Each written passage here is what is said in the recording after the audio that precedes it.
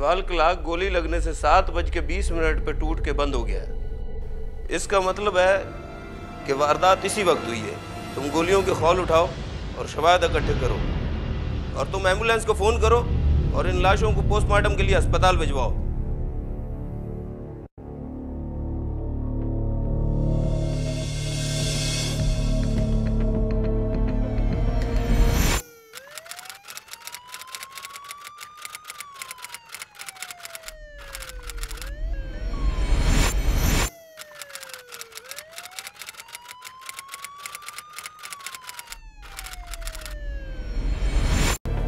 Inspector साहब, शाहजेब की हालत तो आपने देख ली। वो तो बयान देने के काबिल नहीं है, सख्ते की कैफियत में है। ठीक कह रहे हैं आप। वो बच्चा तो अभी सख्ते की हालत में नजर आ रहा है मुझे। वो तो अभी कोई बयान नहीं दे सकता। ये बताएं, यहाँ पे भी कोई कमरा है? जी, ये ड्राइंग रूम है। अच्छा, देखें फ़हीम साहब, अभी तक मैंने आपके घर का जितना भी मुआयना किया है, उस हिसाब से तो मुझे ये डकैती की वारदात ही लगती है। क्या आप मुझे बता सकते हैं कि क्या क्या सामान गायब है? सर वो, मैं तो बेल्जियम में होता हूँ, इस बारे में शाहजेब को ही इल्म होगा ज़्यादा।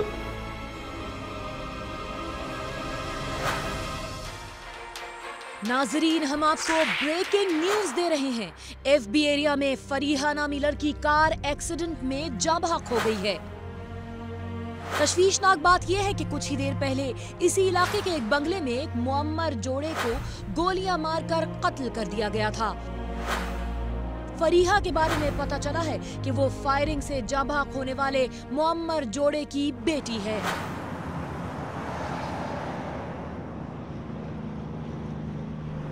कितनी अजीब बात है कि एक ही दिन में एक खानदान के 3 लोग हलाक हो जाएं। जी हाँ, हॉस्पिटल से पता चला है कि फरिया की कार तेज रफ्तारी के बायस पुल की रेलिंग से टकरा गई थी। कार को हमने उठवा के थाने पहुंचा दिया है।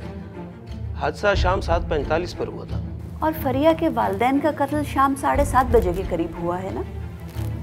तो इंस्पेक्टर साहब, फरिया का घर और जहां पर फरिया का हादसा हुआ है, इन दोनों मकामात के दरमियान कितना फासला है? जी, ये फासला तो तकरीबन 15 मिनट का ही है। लेकिन आप किन खतूत पे सोच रही हैं?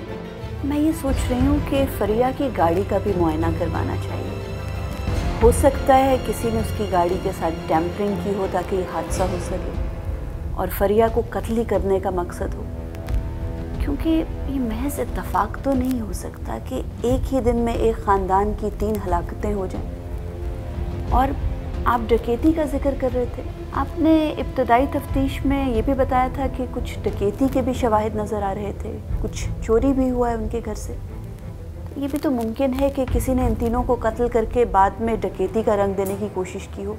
क्या कोई फोर्स्ड एंट्री के शवाहिद मिले या फिंगरप्रिंट्स? जी हाँ, फिंगरप्रिंट्स उठवाए हैं। मकतूल का बेटा शाहजेब अभी सख्ते के आलम में है। वो अभी कुछ बयान नहीं दे पा रहा। शाहजेब भी बता सकता है कि घर से माल चोरी हुआ है और कितना हुआ है। अच्छा, ये मकतूलीन के अलावा उस रोज घर में कौन मौजूद था? जी, मकतूल कलीम का छोटा भाई फ़हीम उस वक्त घर पे था। उसका बयान है कि वो उस वक्त ऊपर के फ्लोर पे अपने कमरे में सो रहा था। बड़ी अजीब सी बात है, घर में 4 फायर हो गए थे। एक बंदा उसको लेटा रहा, सोता रहा, उसको आवाज़ होती है। शक के दायरे में छोटा भाई फ़हीम आता है, लेकिन फोरेंसिक रिपोर्ट का इंतजार कर रहा है। जैसे ही रिपोर्ट आएगी उसके बाद ही वारदात की समझ में आएगी। आपकी इब्तदाई रिपोर्ट हमने पढ़ी है, इसमें मुलाजमीन का कोई बयान नजर नहीं आ रहा।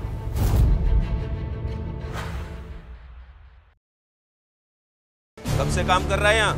साहब 5 साल हो गए साहब, आज तक एक सुई भी यहाँ वहाँ नहीं हुई साहब।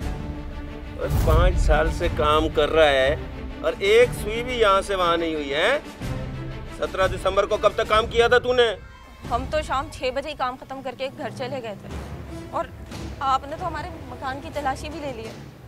हम चोट केस नहीं है साहब। तो तेरे से पूछा है किसी ने? खुद ही सफाइयाँ दे रही है, तू बतावे। साहब हम इज्जतदार और शरीफ लोग हैं साहब। हम तो चोरी करने का सोच भी नहीं सकते साहब। तू नहीं सोच सकता न, तेरे साहब लोगों की तो किसी से कोई दुश्मनी होगी। साहब इसका तो पता नहीं साहब हमें। तो इस बात का पता नहीं है घर में किसी से कोई खटपट, कोई रंजिश? साहब वैसे तो ये सारे बड़े प्यार से रहने वाले लोग हैं, मगर वो फरिया बीबी की वजह से बड़ा फटा पड़ा हुआ है। हमने तुम्हें जॉब करने की इजाजत इसलिए नहीं दी थी कि तुम अपने कुलीग में इन्वॉल्व हो जाओ। लेकिन पापा, आप लोग उससे एक दफा मिलकर तो देखें, वो बहुत अच्छा लड़का है। एक मामूली नौकरी करने वाले से हम तुम्हारी शादी नहीं कर सकते, और ना ही हमें उसे घर दामाद बनाने का शौक है। एक बात कान खोल के सुन लो फरिया, हमने तुम्हारी शादी तय कर दी है और ये मेरा आखिरी फैसला है। How dare you! आप लोग की हिम्मत कैसे हुई मेरी मर्जी के बगैर फैसले करने की? मैं एक अडल्ट सिटीजन हूँ और अपनी मर्जी के फैसले करने का पूरा हक रखती हूँ, और अगर आप लोग ने मेरी बात ना मानी तो मुझसे बुरा कोई नहीं होगा।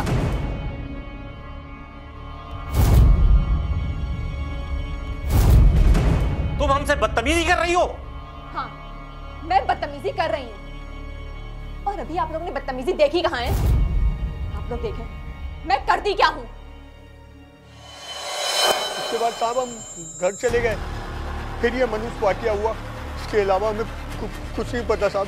लेकिन एक बात ज़हन में रख लेना तुम दोनों कि अगर इस तफ्तीश के दौरान शहर छोड़ के जाने की कहीं भी कोशिश की तो मैं तो पाताल से भी निकाल लेता हूँ।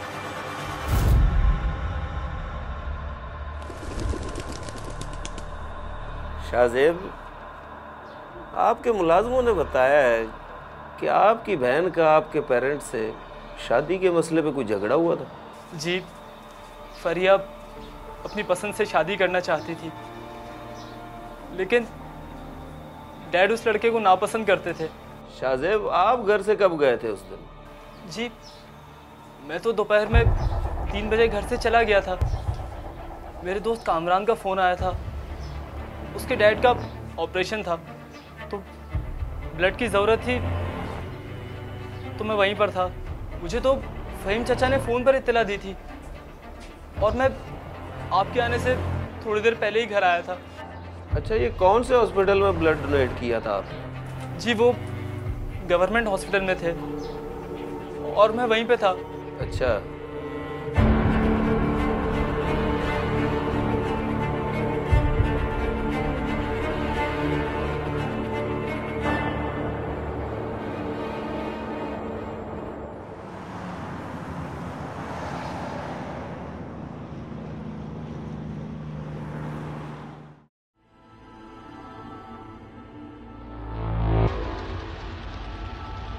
मकतूल की लाइसेंस याफ्ता पिस्तौल घर से गायब है और फरिया की गाड़ी की डिग्गी से भी कुछ ज़रूरी सामान, उसके कपड़े और कुछ कैश भी मिला है।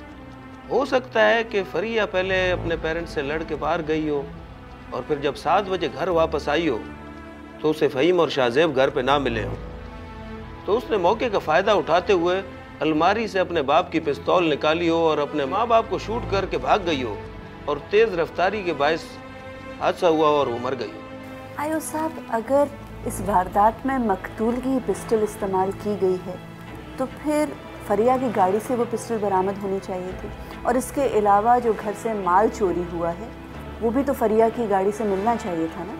ये आप ठीक कह रही हैं, सामान का तो अभी तक हमें पता नहीं चल सका, लेकिन हो सकता है कि फरिया ने पिस्तौल कहीं ठिकाने लगा दी हो। आपने उस लड़के के बारे में मालूमात हासिल की है जिससे फरिया शादी करना चाहती थी? उसके घर की भी तलाशी ले जाकर उसका पता लगाएं वो कहाँ था उस रोज़। जी, हमने उसे ढूंढने की बहुत कोशिश की है, लेकिन पता ये चला है कि वो इस वक्त लाहौर में है। हमने पंजाब पुलिस से बात की है, इंशाल्लाह जल्दी कोई अच्छी रिपोर्ट मिलेगी। फरिया की कार का मुआयना किया? ये बात तो जी मैं आपको बताना ही भूल गया था। अहम बात यह है कि फरिया की गाड़ी के ब्रेक फेल हो गए। तो फिर तो मुमकिनात में ये भी है कि फरिया की गाड़ी के साथ टैंपरिंग की गई हो और जानबूझकर उसकी ब्रेक्स खराब की गई हो ताकि फरिया की मौत हादसाती लगे और उसके वालिदैन का कत्ल कोई डकैती की वारदात लगे। इस तरह तो शाहजेब की भी जान खतरे में है। अब सवाल ये उठता है कि कौन वो एक शख्स है जिसको इस पूरे ख़ानदान को रास्ते से हटाकर फ़ायदा हो सकता है। अभी तक तो आपकी तमाम तर तफ्तीश से एक ही शख्स पर शक जा रहा है।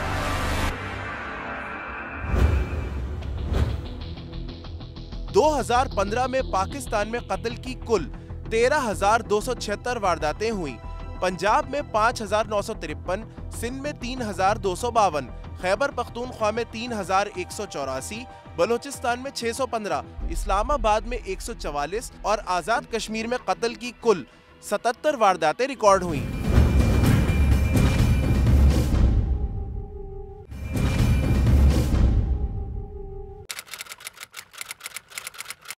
आयो साहब, आप अदालत को बताएंगे कि इस वारदात का शक आपको मुल्जिम फहीम पर क्यों है? सर, अपने भाई और भाभी को कत्ल करने का मोटिव सिर्फ मुल्जिम के पास ही मिलता है और इसका बैकग्राउंड कुछ यूं है कि मुल्जिम का अपने भाई के साथ अक्सर जायदाद के तनाज़े पर झगड़ा रहता था और मुकदमेबाजी भी चल रही थी। मैं ऊपर से आ रहा हूँ, फहीम साहब घर पे नहीं है? जी, वो अभी घर पे नहीं है। अच्छा, कहाँ गए? मैंने कुछ सवालात उनसे भी करने थे। जी, वो मुझे कुछ बताकर तो नहीं गए, लेकिन मैं जानता हूँ वो ज़रूर अपने वकील के पास गए होंगे। वकील के पास? आपके चचा को वकील से क्या काम पड़ गया? जी, असल में डैड और चचा का इस मकान पर तनाज़े चल रहा था।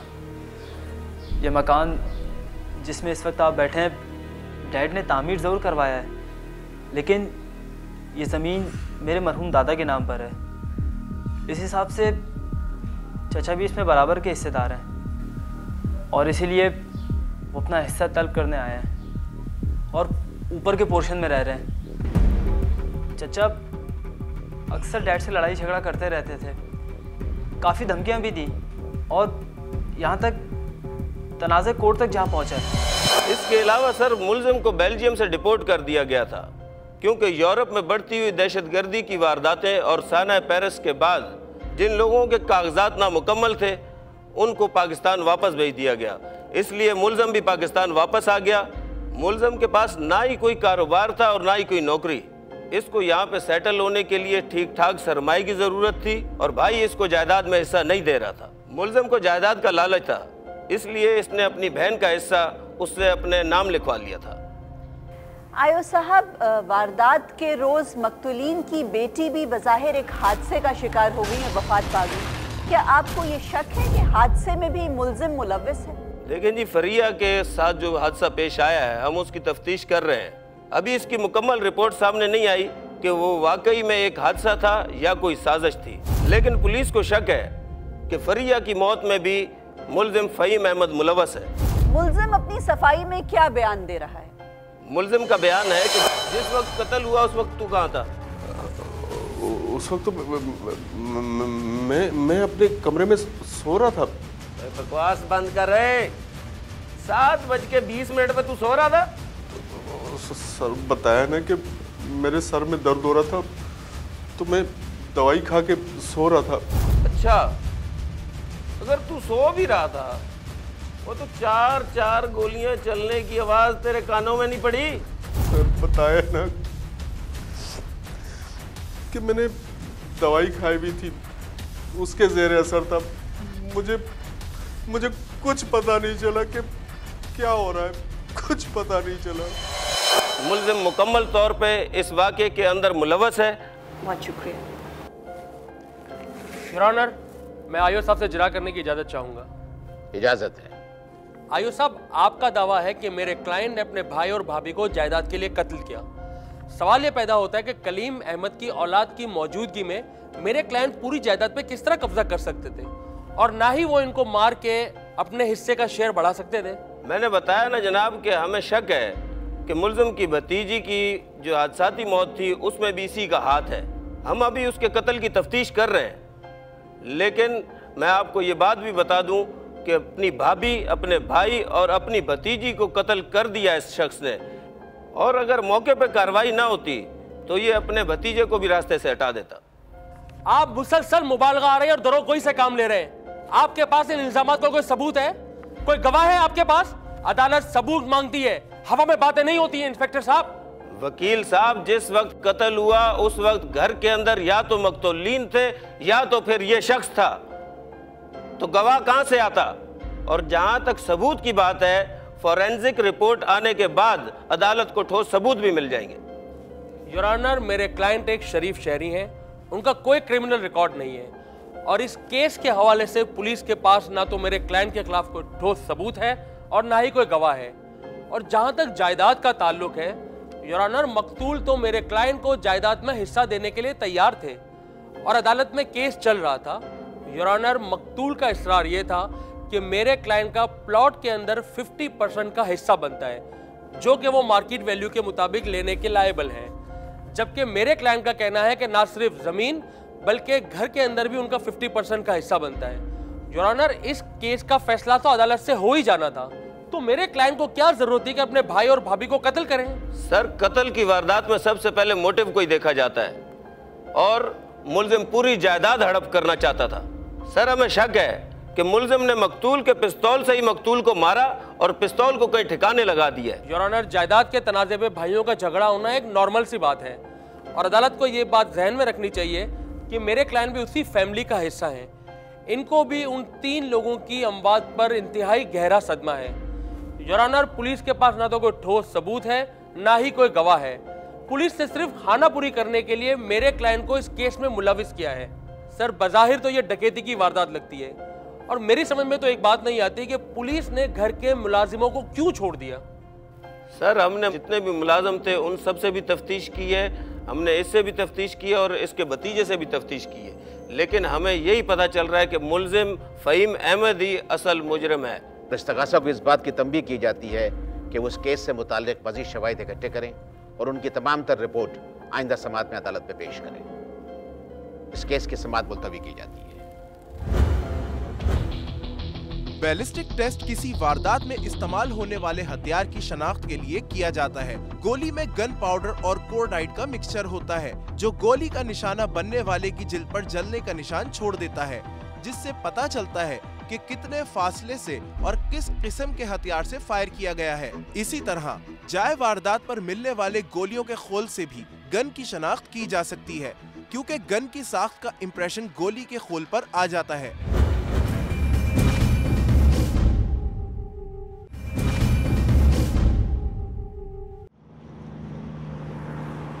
जी, अगली पेशी की डेट हमें 2 हफ्ते के बाद की मिली है।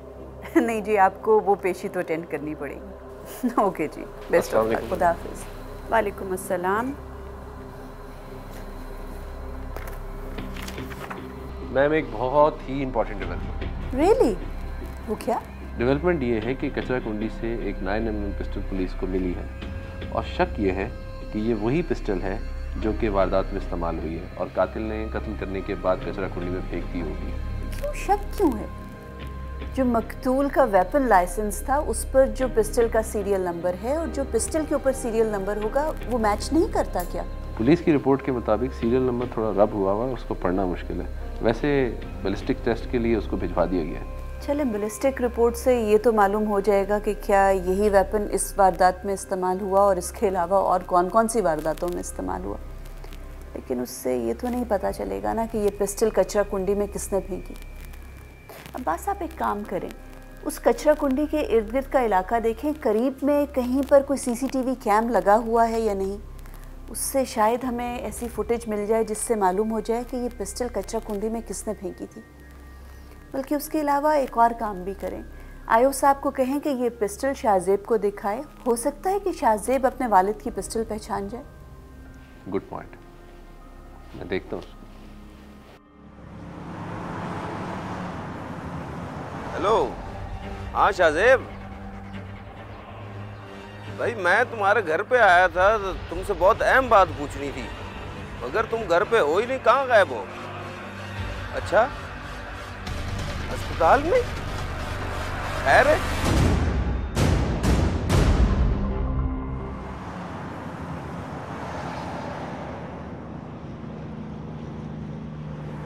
अभी अब्बास मुझे थोड़ी देर पहले बता रहे थे कि शाहजेब हॉस्पिटल में एडमिटेड है। उस बेचारे को क्या हुआ? हाँ जी, उसकी हालत बहुत ख़राब है जी, और डॉक्टरों ने ये भी बताया जी कि अगर शाहजेब वक्त पर ना पहुंचता तो उसकी हालत बहुत तशवीशनाक हो जाती। मैडम, फरिया जिस लड़के से शादी करना चाहती थी उसका नाम जुनैद है। पंजाब पुलिस ने अपनी फाइनल रिपोर्ट में ये बताया है कि वो तो पिछले 2 महीने से लाहौर में है और किसी कंपनी में मुलाजमत कर रहा है। अच्छा, लेकिन पहले तो वो यही काम नहीं करता था। वारदात के रोज़ क्या वो लाहौर में था? जी हाँ जी, वो लाहौर में ही था। अच्छा आयो साहब, मैं वो तस्वीरें देख रही थी जो मकतूलिन की डेड बॉडीज़ की जाए वारदात पर आप लोगों ने खींची थी। उसमें नज़र आ रहा है कि मकतूला बुशरा के हाथ पर अंगूठी का निशान है। गालिबन बहुत अरसे से वो अंगूठी पहनती रही, लेकिन अंगूठी गायब है। अगर कोई पुरानी फैमिली पिक्चर्स मिल जाएं तो शायद नज़र आ जाए कि बुशरा ने किस किस्म की अंगूठी पहनी हुई थी। उससे इस केस को सॉल्व करने में मदद मिल जाएगी। तस्वीरें हैं जी। और दूसरा अब्बास, अब आप इस शख्स को समन करवाएं। नेशनल क्राइम डाटा के मुताबिक 2015 में मुल्क भर में 31,70,889 जराइम रिकॉर्ड हुए। इनमें 4,56,552 जराइम अफराद के खिलाफ और 6,11,852 जराइम जायदाद के हुसूल की खातिर रूनुमा हुए।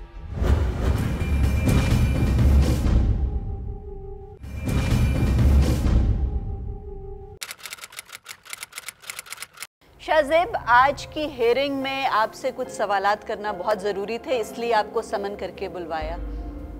जी, पुलिस मुझसे पहले ही 10,000 सवालात कर चुकी है। अब आप क्या पूछना चाहती हैं? जी, हमें इल्म है आपसे पहले भी पूछगछ हो चुकी है। आप बीमार थे, गालिबन हॉस्पिटल में एडमिटेड थे ना? क्या बीमारी थी आपको? जी, मैंने इंस्पेक्टर साहब को बताया मुझे ब्लड प्रेशर है और इसी वजह से मैं सड़क पर बेहोश हो गया था। अच्छा, आप जिस हॉस्पिटल में एडमिट हुए थे उसकी रिपोर्ट के मुताबिक तो आप ब्लड प्रेशर की वजह से नहीं बेहोश हुए थे, बल्कि आप ड्रग एडिक्ट हैं। ड्रग ओवरडोज की वजह से बीमार हुए और बेहोश हुए। देखिए, ये मेरा जाती मामला है और इस मामले का इस केस से कोई लेना देना नहीं है। इसी मामले का तो इस केस से लेना देना है। ड्रग एडिक्ट है ना आप, एंगर मैनेजमेंट इश्यूज भी हैं, मूड स्विंग्स भी हैं आपके। आप कहना क्या चाहती हैं? कहना ये चाहती हूँ कि आप जितना अरसा हॉस्पिटल में बीमार रहे, मेरी टीम इन्वेस्टिगेशन कर रही थी और तफ्तीश में हमें बहुत सी नई बातें पता चली। आप ये बताइए कि हमें जो कचरा कुंडी से पिस्टल मिली थी और जब शनाख्त के लिए आपके पास लाए तो आपने साफ इनकार कर दिया कि ये तो आपके मकतूल वालिद की पिस्टल नहीं है। हाँ, क्योंकि वो सच में मेरे वालिद की पिस्टल नहीं है। शाहजेब साहब, बैलिस्टिक टेस्ट रिपोर्ट इस बात की तस्दीक करती है कि यही आलाए कत्ल है। इसी पिस्टल से आपके वालिदैन को कत्ल किया गया। क्यों झूठ बोला आपने? देखिए, मुझे इन चीजों की ज्यादा पहचान नहीं है। मुझे तो हर पिस्टल एक जैसी लगती है। और वो पिस्टल भी तो बिल्कुल ऐसी ही है ना जो आपने कचरा कुंडी पर फेंकी थी, वही पिस्टल जो पुलिस को वहां से मिली। मैंने कोई पिस्टल कचरा कुंडी में नहीं फेंकी। अदालत में खड़े होकर भी झूठ बोल रहे हो। योर ऑनर, इस वक्त जो लैपटॉप आपके डेस्क पर मौजूद है इसमें 2 किस्म की मुख्तलिफ सीसीटीवी फुटेजेस हैं। योर ऑनर, इसमें से एक सीसीटीवी फुटेज तो एक स्कूल के बाहर लगे हुए कैमरा की है जो उस कचरा कुंडी के बिल्कुल सामने था। योर ऑनर, इस सीसीटीवी फुटेज में साफ नजर आता है कि वारदात के रोज शाहजेब ने वो आलाए कत्ल कचरा कुंडी पर फेंका था। योर ऑनर, इस कत्ल करने का मोटिव भी इसके पास है। हमने बहुत तफ्तीश की। आपके घर के मुलाजिमों ने हमें ये बात बताई कि आप अपने वालिदैन के गुस्से का शिकार रहते थे। और आपके वालिदैन को आप पर गुस्सा क्यों आता था? क्योंकि आप रोज बरोज चिड़चिड़े होते जा रहे थे, नाफरमान, बदतमीज, पढ़ाई पर कोई ध्यान नहीं। जेब खर्च बंद कर दिया था शायद उन्होंने आपका। पैसों की जरूरत थी ना, इन्हीं पैसों की वजह से कत्ल किया अपने वालिदैन का। योर ऑनर, इसमें एक सीसीटीवी फुटेज और भी है। एक जूलर की दुकान पर ये मौसूफ अपनी वालिदा की हीरे की अंगूठी बेचते हुए नजर आ रहे हैं। योर ऑनर, जाए वारदात पर जब मकतूलीन की तस्वीरें उतारी गईं तो उसमें मुझे एक डिटेल नजर आई। मकतूला बुशरा के हाथ पर एक अंगूठी का निशान तो मौजूद था, लेकिन उनके हाथ से अंगूठी गायब थी। उनकी शादी की निशानी, उनकी वेडिंग रिंग। योर ऑनर, घर से और भी बहुत सी ज्वेलरी के आइटम्स वारदात के रोज चोरी हुए और इस वारदात को डकैती का रंग देने की कोशिश की गई थी। लेकिन 2 इंपॉर्टेंट फैक्टर्स सामने नजर आए। एक तो अगर ये डकैती की वारदात थी तो डाकू अपना असलहा लेकर आते। मकतूल के पिस्टल से ये वारदात ना की जाती।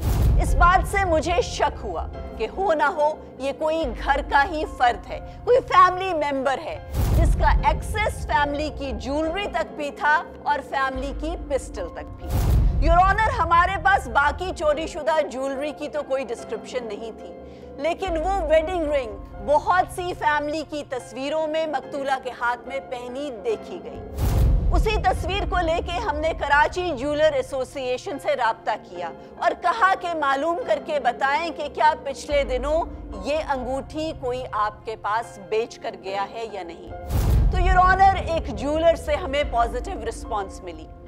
हमने जब उस ज्वेलरी शॉप की वारदात के कुछ रोज बाद की फुटेज निकलवा कर देखी तो वहां साफ नजर आया कि ये साहब ज्वेलर के पास गए और उस अंगूठी के अलावा और भी चोरीशुदा ज्वेलरी बेची गई। आपके खिलाफ तो अदालत में वीडियो एविडेंस मौजूद है। आला कत्ल फेंकते हुए भी नजर आ रहे हैं, अपनी माँ की चोरी की हुई ज्वेलरी भी बेचते हुए नजर आ रहे हैं। कोई पछतावा, कोई दुख, कोई एहसास नदामत है आपको? नहीं भाग सकोगे। इतने ठोस शवाहिद अदालत में मौजूद हैं। वो ज्वेलर भी गवाही देने को तैयार है कि यही आया था मेरे पास, इसी ने ज्वेलरी बेची थी। क्या ड्रामा करोगे अब तुम अदालत में? कौन सा नया झूठ बोलोगे? हाँ, ये सच है। मेरे फादर को मेरी नशे की आदतों के बारे में पता चल गया था। इससे पूछें ये क्या करता फिर रहा है आजकल? शाज़ेब, शाज़ेब, मैं पूछता हूँ क्या है ये? बताइए क्या है? ये रुखसाना को तुम्हारे कपड़ों धोते हुए तुम्हारी जेब से मिला है। अरे तुम नशा करने लगा है। शाज़ेब, पागल हो गया क्या? बाप पे हाथ उठा रहे हो? नशे में हो तुम? पागल हो गए हो क्या? आप भी रहने देना, इससे एंगर मैनेजमेंट के इश्यूज हो गए। और शाज़ेब, तुम्हें हुआ क्या है? तुम नशा करने लगे हो? किन लड़कों में बैठने लगे हो आजकल? ये मेरा साथी मामला है, आप लोगों को क्या? अरे तू अपने रगों में जहर घोल रहा है और हम खामोश तमाशाई बने देखते रहे। बुशरा, आज के बाद इसकी पॉकेट मनी बंद। किसी दोस्त से ये नहीं मिलेगा। क्या खबर में ले जाएंगे ये सब दौलत? ये सब कुछ मेरा है, मेरा। मैं ये सारी दौलत फरिया के नाम कर दूंगा और तुझे तो एक फूटी कौड़ी भी नहीं दूंगा। आप बिला वजह बात को आगे बढ़ा रहे हैं। इधर दे मेरी चीज, इधर दे। अरे इधर दे। अरे मेरे तो खानदान ने भी ये चीज आज तक नहीं देखी होगी। या अल्लाह, यही मेरे नसीब में लिखा हुआ था, हीरोइन जी। तो डर है कि खानदान में पता चल गया तो मैं तो किसी को मुंह दिखाने के लायक भी नहीं रहूंगा। ना इसके पास पैसे होंगे ना ये चीज खरीदेगा ये। आप हद से आगे बढ़ रहे हैं। आप क्या समझते हैं आप मुझे पैसे नहीं देंगे तो क्या मैं नशा नहीं करूंगा? मेरे दोस्त जिंदा हैं अभी। तो दफा हो जा अपने दोस्तों के पास, निकल जाओ यहाँ से, दफा हो जाओ यहाँ से, चलो जाओ। वो मुझ पर बहुत गुस्सा कर रहे थे, मुझे घर से चले जाने को भी कह दिया था। मामा भी उन्हीं की साइड ले रही थी। मुझे बहुत गुस्सा आ रहा था।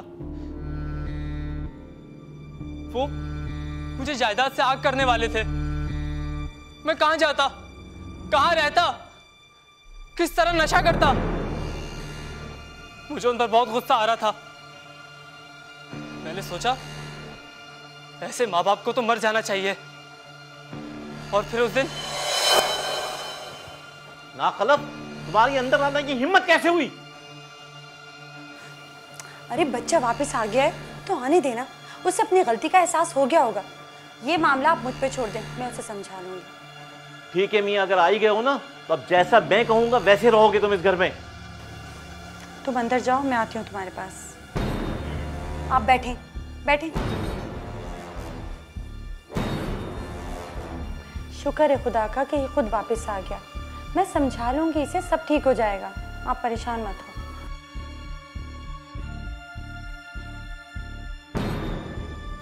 मुझे घर से निकालेंगे, ऐसे बाप को तो मर जाना चाहिए। सारी चीजें तुम पर छोड़ी थी, जभी तो ये हाल हुआ है। बेटा है कि हीरोइनची बन गया है और बेटी अपनी पसंद की शादी पे लगी हुई है, घर भी वापस नहीं आई है। अच्छा अभी तो चुप हो जाए ना, वो अभी तो आया है।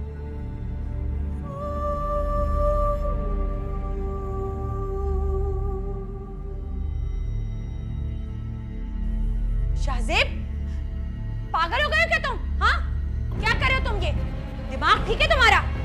मामा, आप सामने से हट जाएं, वरना मैं आपको भी मार दूंगा।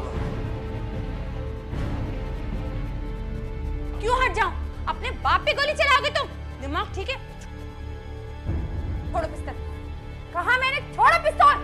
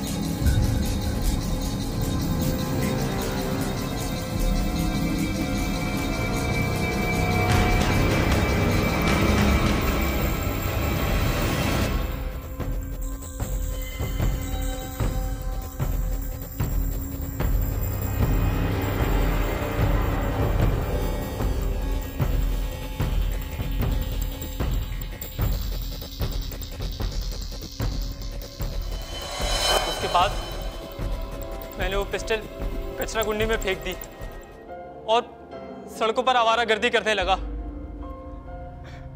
और चचा के फोन करने पर घर चला गया। उससे गलती हो गई जज साहब, मुझे माफ कर दे।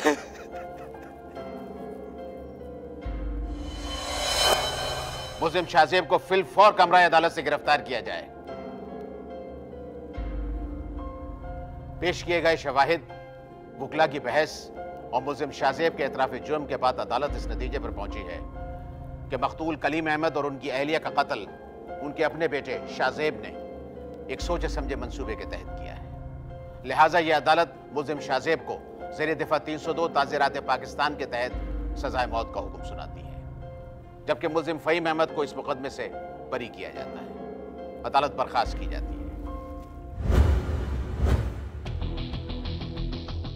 कोर्ट नंबर 5 में अगर आप भी कोई केस पेश करना चाहते हैं तो हमें ईमेल करें court5@sama.tv।